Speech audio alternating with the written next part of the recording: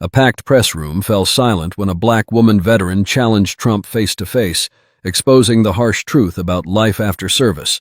What happened next sparked a national movement and left America questioning its leadership.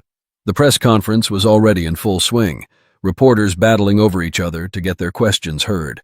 The room was alive with flashes of cameras, murmurs, and sharp exchanges. But then, a single voice cut through the noise like a blade. "Mr. Trump."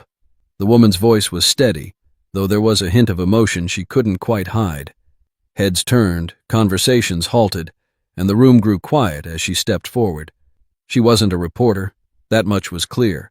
Her presence alone commanded attention, her military posture, the neatly pressed navy blazer adorned with pins of service, and the way she stood tall despite the weight of her words. "I'm a veteran," she began, her voice unwavering. "I served this country for 12 years. And now, I can't even find a job to keep a roof over my head. What would you do to help someone like me?" The silence that followed was deafening. Even the cameras seemed to pause, their operators too engrossed to focus on anything but the scene unfolding in front of them. Some in the crowd whispered under their breath, but no one dared to speak up. It was as though the weight of her question had frozen the entire room in place. Trump, standing at the podium, adjusted his stance. His usual air of confidence flickered for a brief moment. He looked at her, really looked at her, as if searching for the right response. The seconds ticked by, each one adding tension so thick it could be cut with a knife. The crowd leaned in, breaths held, waiting for his response. What he would say next was anyone's guess, and no one was ready for what came next. Trump's expression shifted. The usual bravado in his tone softened, replaced by something more measured. He took a deep breath, gripping the sides of the podium. "What's your name?" he asked, his voice carrying a gravity that caught even the most skeptical reporters off guard. The woman hesitated for only a moment before responding. "Danielle Carter, sir." "Well, Danielle," Trump said, pausing as if testing the weight of his own words, "why don't you come up here?" The room erupted into chaos. Journalists were scrambling to reposition their cameras, capturing every angle of this rare moment. Danielle looked uncertain, her eyes darting across the room, but the president gestured again, encouraging her to join him on the stage. She took a step forward, then another, each movement deliberate, as if she were walking into uncharted territory. As she climbed the few steps to the platform, the room fell quiet again. All eyes were on her. Standing beside Trump, she looked both confident and vulnerable, a veteran in her uniformed dignity, but also a woman bearing the invisible scars of service and struggle. Trump turned to her, microphone still in hand. "You've served this country, and for that, you have my respect. But let me tell you, your story isn't unique. I've heard it before. Veterans who've given everything and come home to nothing. It's not fair, and it's not right. But I want to hear it from you, Danielle. Tell everyone here what's really going on." Danielle took a moment, steadying herself as she looked out over the sea of reporters, officials, and staff. The weight of her experiences, her sacrifices, her resilience, seemed to settle in her chest. Then she began to speak. "I enlisted at 18, she said, her voice gaining strength as she went on. "I wanted to make a difference, to serve my country, and I did. I served in Iraq, Afghanistan, places most people wouldn't dream of going. But when I came home, I realized the fight wasn't over. Finding work, getting support, it's been harder than anything I faced overseas. It's like once the uniform comes off, the world forgets who we are." Her words hung in the air, and for a moment it felt like she had stripped the room of all its political gloss. She wasn't speaking for herself, she was speaking for thousands of others like her. Trump's face remained stoic, but his eyes flickered with something. Recognition, perhaps, or the understanding that this moment was bigger than both of them. He leaned into the microphone to respond. Trump cleared his throat, the tension palpable as he gripped the edges of the podium. His gaze moved between Danielle and the audience, his expression uncharacteristically serious. "You know, Danielle," he began, "people like you, heroes like you, are the backbone of this country. What you've just said? It's a wake-up call. And I'll admit, the system has failed you. It's failed a lot of people. But here's what I want to do." The crowd leaned in, their curiosity barely contained. Trump stepped aside, leaving the podium and moving closer to Danielle. He raised his hand toward her, gesturing as if to emphasize the gravity of his next words. "I want you to work with me," he said, his voice steady but emphatic. "You've got experience that no one in this room can claim. You've been out there. You've seen what's broken. I'm offering you the chance to help fix it." Gasps echoed throughout the room. Reporters looked at each other, unsure if they'd heard him correctly. A few cameras zoomed in, capturing Danielle's stunned reaction. Her mouth opened slightly, but no words came out. "I'm serious," Trump continued. "I've been pushing for better programs for veterans, but I need people like you, people who understand what's really happening, to make it work. So, I'm asking you right now, will you join my team and help me do something about this?" Danielle blinked, clearly caught off guard.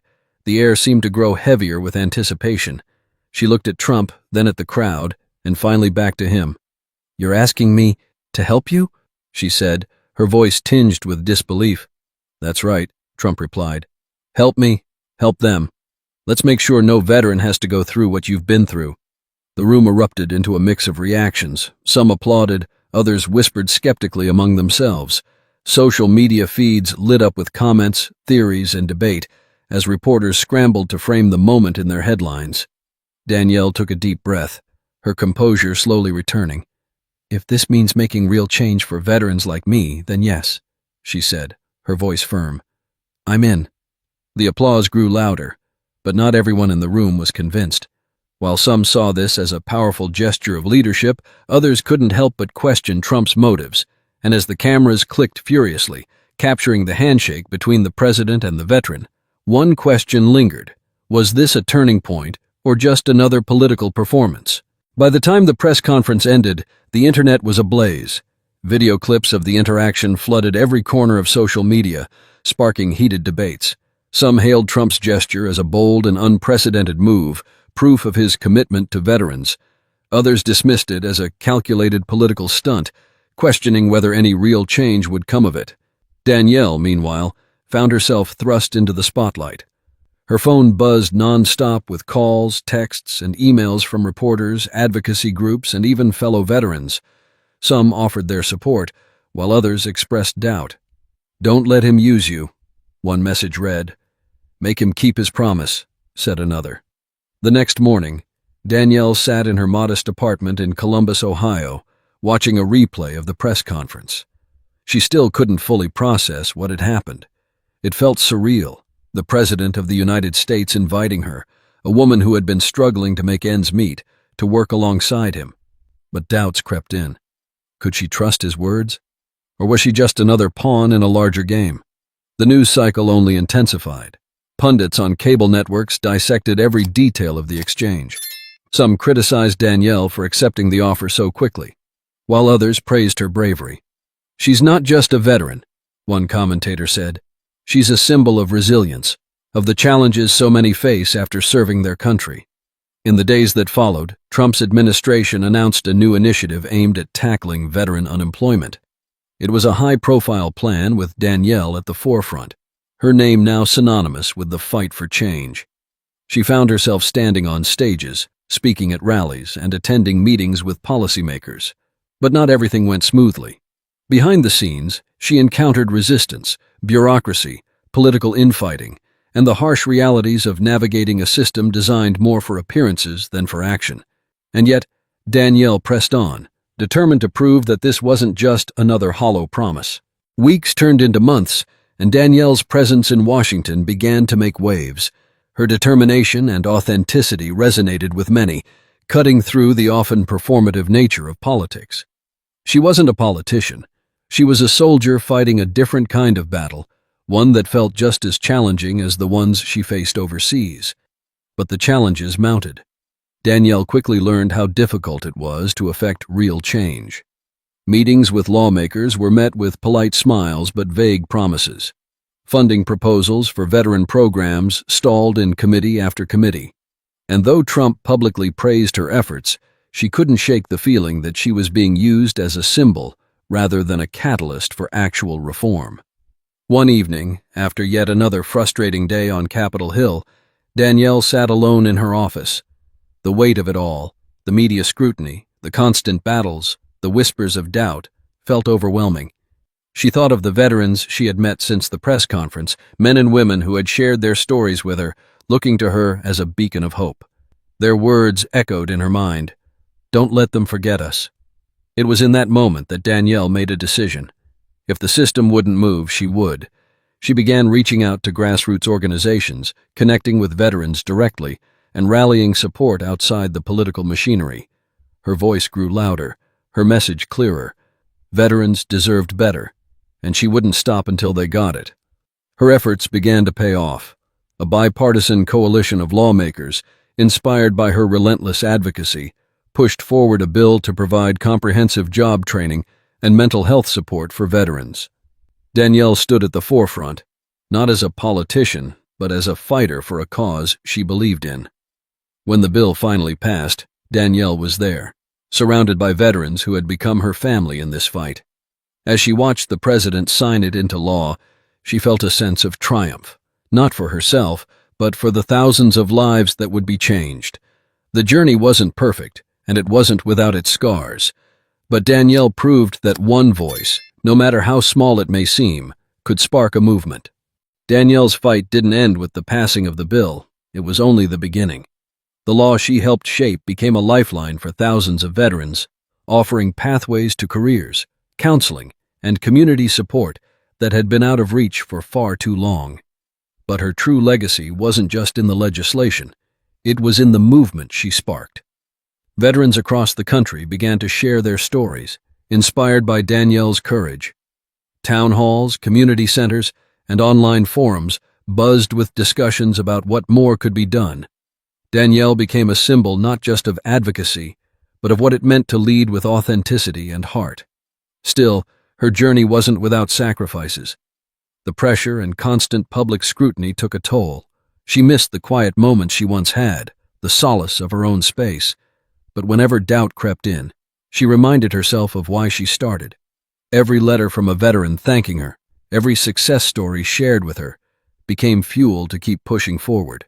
Her relationship with Trump remained a complex one. Publicly, he championed her work, but privately, Danielle knew their visions didn't always align. She didn't hesitate to push back, to demand more, even when it made waves.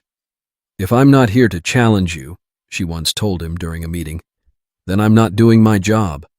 Years later, Danielle's name would be etched into history books, not as a politician or a celebrity, but as a leader who reminded America of its promise to those who served. Her legacy lived on in the countless lives she touched, not just through policy but through hope. And when she finally stepped away from the spotlight, it wasn't to rest, but to continue her work on the ground, helping veterans in her own community. Because for Danielle, the mission was never about fame or recognition. It was about fulfilling a promise to herself and to those she fought alongside. Her story serves as a beacon for anyone feeling overlooked or underestimated. It's a reminder that even in the face of overwhelming odds, one voice can ignite change, one action can create ripples, and one person can inspire a nation. As Danielle's journey became part of the national consciousness, her story began to shift perspectives, not just about veterans, but about what leadership and accountability truly meant. In her, people saw the embodiment of resilience and integrity, a stark contrast to the cynicism often associated with politics. News networks revisited the moment that started it all, a black woman veteran standing in a crowded press room, challenging the most powerful man in the country to address a deeply personal and systemic issue. That singular moment became a symbol of the power of ordinary people to hold leaders accountable. Schools began teaching Danielle's story in civics classes, highlighting the importance of active participation in democracy. Veterans organizations saw a surge in volunteers and funding, inspired by her relentless advocacy. Even corporations began reevaluating their own hiring practices, implementing veteran-specific initiatives that mirrored the programs Danielle had championed. But perhaps the most profound impact was felt within communities of veterans themselves. Her story gave them a voice, a shared identity beyond their struggles. Danielle often said, "This isn't about me, it's about all of us." And she meant it. She refused to let her name outshine the collective cause she fought for. Her influence even extended to future leaders. Young people, especially women and minorities, saw her as proof that speaking up, no matter the odds, could lead to meaningful change. Danielle became a sought-after mentor, dedicating her time to empowering the next generation of advocates.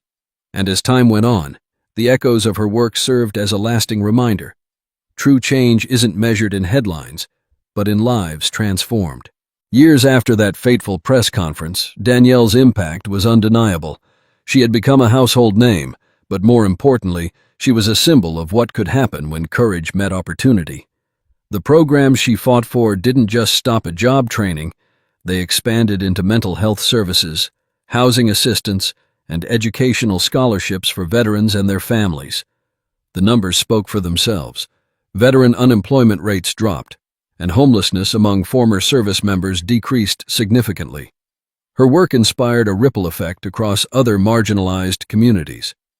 Advocates for workers' rights, racial equity, and gender equality often pointed to Danielle's story as proof that one bold voice could spark systemic change. It wasn't just about veterans anymore. It was about creating a society where everyone had a fair shot. Danielle herself remained humble, often redirecting praise to the people she worked alongside. "This isn't just my story," she would say in interviews. "It's the story of every veteran who refused to give up, every advocate who kept fighting, and every American who believed we could do better." In time, Danielle wrote a memoir that became a bestseller, chronicling her journey from the military to the press conference that changed her life and the years of relentless work that followed. The book didn't just tell her story. It was a call to action, challenging readers to look around their own communities and find ways to make a difference. Her legacy extended even further when a foundation was established in her name, dedicated to supporting grassroots initiatives for veterans and other underserved populations. Danielle herself led the organization for several years before stepping back to spend more time with her family, a quieter chapter she had earned. On the anniversary of the press conference, a special tribute aired nationwide, featuring veterans whose lives had been directly impacted by her work. They spoke of hope, second chances, and the gratitude they felt for someone who never gave up on them. Danielle Carter's story became more than a moment in history. It became a blueprint for how courage, persistence, and an unwavering belief in justice could transform lives and, ultimately, a nation.